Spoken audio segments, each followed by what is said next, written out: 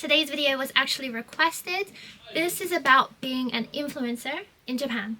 So I've been an influencer in Japan for about, I would say about 8 or 9 years. And yeah, it has its ups and its downs. I really enjoy it. I work almost full time, so I do influencing as kind of like a side hustle. Sometimes it doesn't make any, actually most of the time it doesn't make me any money at all, but sometimes now and then I'll get lucky and I'll be able to make some money. I wanted to make this video because people do ask me about this, and I think sometimes people's expectations of what being an influencer, particularly in Japan, is like, and probably it's a lot more different than maybe you're expecting. So first of all, I'm gonna just go over what an influencer is. So an influencer is someone who makes content and is able to get money for it. Now in Japan, the companies I've worked with and the apps that I work with, generally people agree that after 5,000 followers, you can start earning money. So that's a good baseline and maybe a good goal to work towards. If being an influencer is something you really want to do, I would aim for at least 5,000 followers. And it's good to just have a goal. Once you reach 5,000 followers, you can start applying for little jobs and getting stuff like makeup or going to cafes and stuff like that and earning a little bit of money. One thing to note is it really depends on the kind of influencer you want to be. I obviously do like Japanese fashion and I do like computer stuff now, so most of the things that I get sponsored for are along those lines, but now and then I'll get sponsored for like something really wild card. So if you're starting right at the bottom and you're thinking you want to be an influencer, first of all, try to think about what you want to influence. So are you thinking that you want to go to like cafes and stuff like that? Or is it you want to take loads of selfies and do cosmetics? Or are you more into fashion and you want to do full body outfits? So when you start about the kind of things, because mostly it is getting stuff for free, so if you think about the kind of products that you want, you can start thinking about the kind of content that you want to make. So for me, I wanted computer stuff, so I started to work more doing content around my computer setup. And I obviously do a lot of fashion stuff and I do get sent fashion items. I don't really do cosmetic stuff that much, mostly because I'm bad at makeup and I don't really do like get ready with me that often, but that's also something you can get, and that's something I would like to get a lot more actually. Like if I could get free makeup, that would be great. But yeah, if you do a lot of selfies and get ready with me, you're more often to get cosmetic items and makeup. When you've amassed the followers that you want and you're over 5,000, you're like, I'm ready, I'm in the correct headspace to start working, I would recommend downloading the app Toridori Base, which has different campaigns and things that they are trying to promote, and it is from, I don't know, like ryokans offering you a day at their spa, again cosmetic items, going to a cafe and eating something for free, getting sent something, and it will say what the item is. Sometimes it will just be like getting something for free, and other times it will have a guarantee, and the guarantee can be anything from like 1,000 yen all the way up to 150,000 yen depending on the promotion. I am actually doing something off of that app and I'm doing it this month, and I think my guarantee for that is around 50,000 yen, and that is definitely one of the bigger ones. But that app obviously is all in Japanese, so you need a good understanding of Japanese to be able to use it properly, particularly when it's something where you're going to be dealing with money. I would make sure you know exactly what you're doing and you're able to understand everything. If you're not comfortable with Japanese, there are a bunch of agencies you can join, talent agencies in Japan. I don't really join these anymore because a lot of it is going to auditions and I don't really have time, and I'm also very lazy. But I remember I used to be a part of Aqua, Free Wave and Lazarus. I have some independent agencies that send me stuff now, but honestly I just don't really have time for it. But recently those agencies have started doing influencer stuff, so that's also something to sign up with because they will have people who speak English and they will send you the job in English. Through those kinds of agencies, the most interesting influencer things I've ever done have been when government prefectures in Japan will often sponsor influencers to go take a video, take some selfies and stuff like that, and just like go around and show overseas potential tourists what the prefecture looks like. I think this happens a lot more recently because obviously tourists just come to Tokyo, Kyoto, Osaka, places like that, but there's a lot of prefectures in Japan that are rich in culture and very, very good, nice places that you want to visit, but people just don't know about them. So I got sponsored to go to Nagano, Nagoya, and I think I've done like 4 of them now. There's been a few, and it was honestly amazing. They paid for my entire trip, and I got to stay in a really, really fancy hot spring that I otherwise wouldn't have been able to afford. They paid for all of our food. We went on a bunch of tours. We went to different museums. It was honestly fantastic, and that's probably the best part of being an influencer for me, was being able to go on those experiences and maybe experience things that I wouldn't have been able to do otherwise. Now for me, I obviously do fashion stuff, so one thing, and if you're probably watching this channel, maybe you're into Japanese fashion, one thing that you'll get asked to do a lot if you're a Japanese fashion influencer is go to pop-up events and events where brands will show their new collection of clothes, and they'll mass invite a bunch of influencers to go there before the exhibition or whatever opens, or maybe they'll just do an influencer only event. You'll go there and you'll see all the clothes and you'll be able to try them on and take pictures. They'll have photo spots, they'll have free gifts.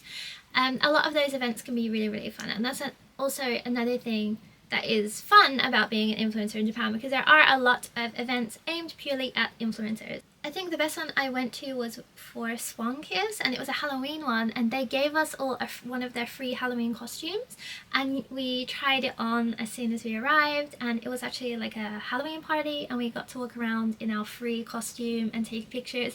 So they got a lot of free advertising, and we got to keep a cool outfit. It was really, really cool, and I think Japan does fashion influencing very, very well. It is really good advertisement for them, and they're hitting their target demographic. Like, whoever is looking at my pictures is probably someone who wants to wear Japanese fashion, so they do a good job. A lot of people seem to think that I make most of my income from being an influencer. I most certainly do not. Like, I get barely any money from it. Sometimes I'll get a really nice campaign and maybe I'll earn a bit of money, but usually I don't really earn anything. I get a lot of free things, and I do get money now and then, but honestly it's very, very sporadic. So I wouldn't recommend going into this if you think you can make it into your full-time job. I do get money from YouTube, so that's one good thing. I get a little bit of money from YouTube, so I think that if you want to make content and you want to be an influencer, particularly these days, you really need to get out there and you need to get on different platforms. And particularly if you are interested in doing what I do, I would recommend opening a little YouTube channel, because for me, I feel like it's the way I was able to get money the easiest. Now for the downside. Okay, this sounds really, really fun, like, oh, you can earn money, you can get free stuff, blah, blah, blah, blah, blah, but honestly, it is a lot of work. Making content takes a lot of time. A lot of content I make, I don't even post because I feel like it's not good enough. It can also be very, very bad for your mental health when the things you're putting out there are measured by metrics, likes and comments and stuff like that, and particularly when it's tied to your income, it can get very, very stressful. Also, I've worked with agencies before that gave me dodgy contracts, and even though I did all the work for them, they ended up not paying me. So that's also something to look into. Now that I've been doing this a little bit longer, it's a little bit easier to tell which one's good, which one's bad, but also if it's for a lot of money, or if it's something where you're going to be making a lot of content, I would really recommend getting it in writing and getting it on contract. That's one thing that I make sure to do now, particularly if it's where I have to travel somewhere, or if I have to do something, or if it's over like 20,000 yen, I always try to get it in writing, and I try to get a contract, because people, particularly when they see foreign influencers, they do try to get the most out of you, and sometimes they will try to get out of paying, so that's really something to look out for. And of course, this is dealing with people's money, and like, this is a job, so I cannot stress this enough. If someone asks you to do something and you agree, please make sure that you do it. Like, go through with your promise, take the pictures, take the videos, post it, do exactly what you said you would do. And that's why you have to check before, because recently a lot of fashion companies, when they send me something, they'll send me like a PDF, like, this is all the things you have to do, like, these are the hashtags, this is what we're expecting, this is the kind of angle we want. Now I think they're a lot more strict, but they're also got better at explaining the kind of content they want, so it's kind of like a good thing and a bad thing. So yeah, please make sure that you actually go through with what you're doing, because it makes it harder for other influencers. If people are flaky or if they don't deliver on what they promise, it does make it harder for everyone else. Another good thing about this is I've met so many friends at like influencer events or meeting people who do this kind of thing, and some of my best friends have been from doing this. But the flip side is, honestly, and I'm speaking completely candidly here, I have never met so many huge egos as people in the kind of like influencer pool. And particularly because a lot of the people I know in Japan that are influencers are also deeply insecure. And that, on top of having people talk about your looks all the time, is just a terrible mix. So I think you have to think very deeply before you do this, because as someone who's been doing this for like 10 years, you will get people telling you stuff that you're ugly all the time, or like trying to dox you or stalk you. Like you can get a lot of weird stuff happen.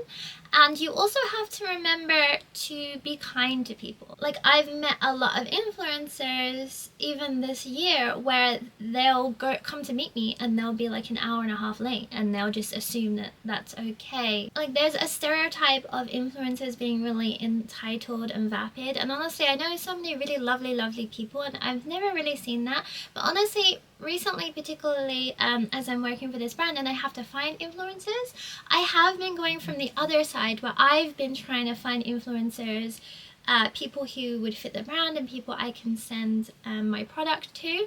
And honestly, it's just been horrible. The amount of people that will like ghost me or ask for money, and then when I say that we can't really offer that much money, will then ghost me and stuff like that. Or like people I've sent something to and then they never took pictures or never posted and stuff like that. It's made me realize what it's like to be on the other side. But it has been a very humbling experience too, because now I'm like, okay, if I'm doubly make sure if anyone sends me anything, or if I promise that I'm going to do something, I would definitely go through with my promise. And particularly because I've been here for a while and I have like a mid-level amount of followers, it is weird that like sometimes people will try to be my friend because they think I'm like a stepping stone to getting more followers, or maybe I can introduce them to one of my friends who has more followers than me.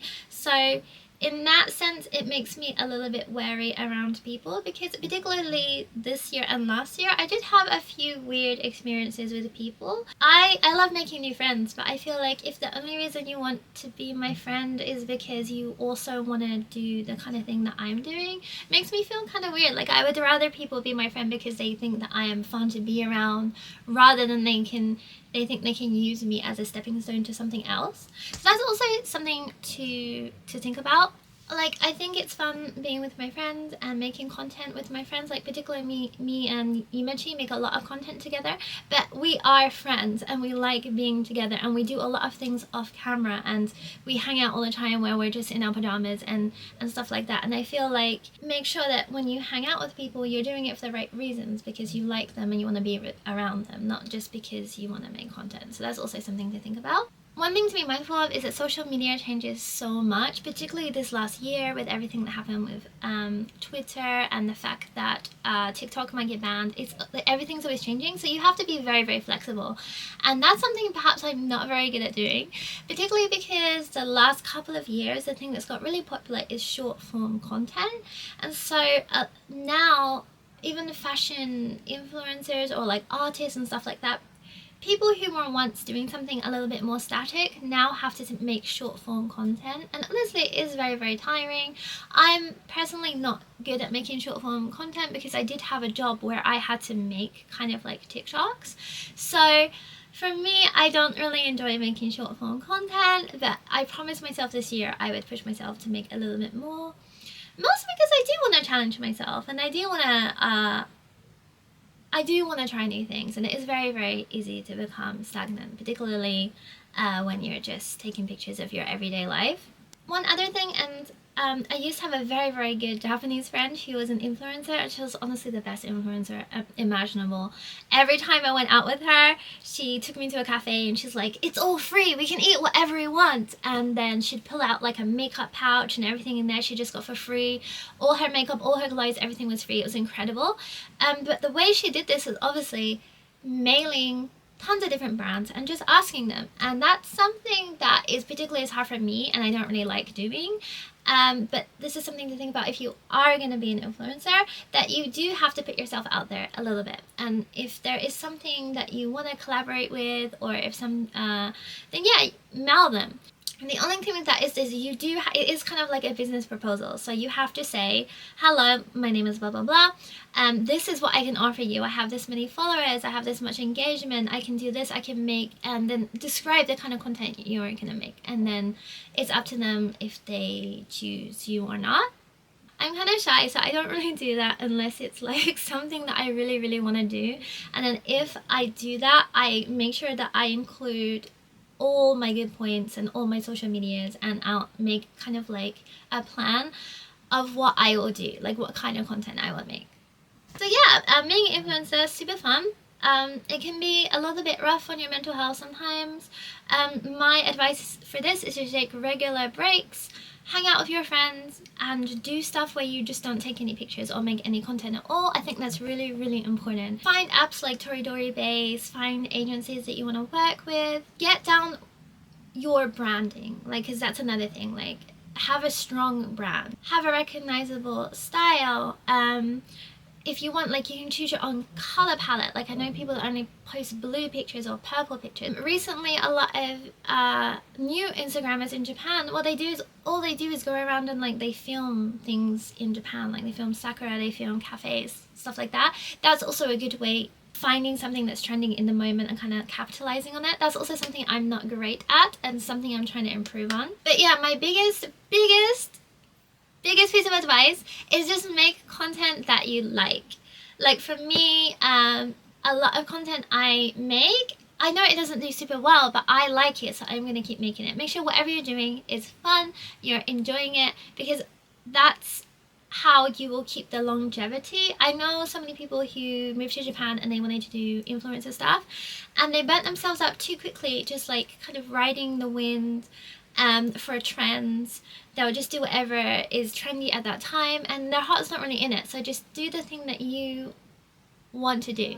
If you want to review cafes and restaurants, then go and do that. Like if you want to show people fashion, then do that too. Like if you want to do a mix of those things, that's also fine. Don't focus too much on numbers and metrics. As long as you're having a good time, I feel like that's the most important thing.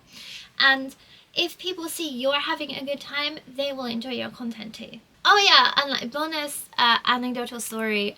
Being in Japan, I know a lot of Japanese influencers. Very, very nice. A lot of them are quite socially awkward because obviously people are just posting pictures. Normally, they're taking selfies. So those kind of people, they're normally quite socially awkward. So sometimes you'll think they don't like you, but they actually do like you. You just have to be a little bit more proactive, or maybe they're just shy. So that's something to think about. But I did have a bad experience at an event. I think it was Malfi Memories, one of those events where I mentioned before, where you go and they show you their new collection and you try on the clothes. I went there and there was another influencer who I consider to be my arch nemesis, a Japanese influencer, and she does model for some Japanese brands. Sometimes I see her come up, and I think it's funny because she's always like this. Like, she always has the kind of like resting bitch face for every picture. But anyways, me and my friend were there and we tried on the dress that was the most popular in that store. And then she came in, looked at us, and she said to the staff, I want to try that on right now. And then the staff was like, oh yeah, after that okyakuma is finished. And she's like, I want to try it on right now. And yeah, so the staff got really awkward, and I was like, and I turned around because I realized she probably didn't realize that I understood Japanese, and I was like, okay, oh, you wanna wear it? Like, oh, give me a second, I'll go change. I changed and I gave her the outfit, and I remember that it came with like a tiara, and I took off the tiara and I went to give it to her, and she snatched it out of my hand and she went to go change. And that was honestly one of the worst interactions I've had with someone, particularly at an event like this. And it honestly, I was blown away. And finally, it is okay to just take pictures for fun. Like, you don't have to monetize every single hobby. You don't have to monetize your fashion. It is nice that you can get free stuff sometimes and you can earn a little bit of money, but honestly, if you can't do that, it's not a big deal. Like, it's not that fun. Like, it's totally fine to just post a picture of yourself on the internet and just be happy with it. I take regular breaks from doing this, honestly, because I do get quite overwhelmed, because I already have so many different emails for my job, and then I have to then do emails in Japanese for this kind of thing. It can be a little bit overwhelming, so I do take regular breaks. And yeah, sometimes it's just nice to post pictures of yourself without worrying about a company or if you're doing a good enough job. And also another fun fact is a lot of the influencers I followed since I've been in Japan, they're even way older than me. A lot of them are like 40 years old and they're still doing this, they're still dressing up, they're still having a good time. Don't feel like you have to rush anything either. Don't feel like you're trying to beat the age clock. Like, just do what you want, make the kind of content you want. And a lot of people I've met decided at the end that they just didn't want to be influencers and that they just wanted to enjoy posting just as they are, and you know, that's cool too. But yeah, thanks for listening to my long rambly video about being an influencer. If you have any questions, let me know. Thank you for watching. As always, please subscribe. Goodbye.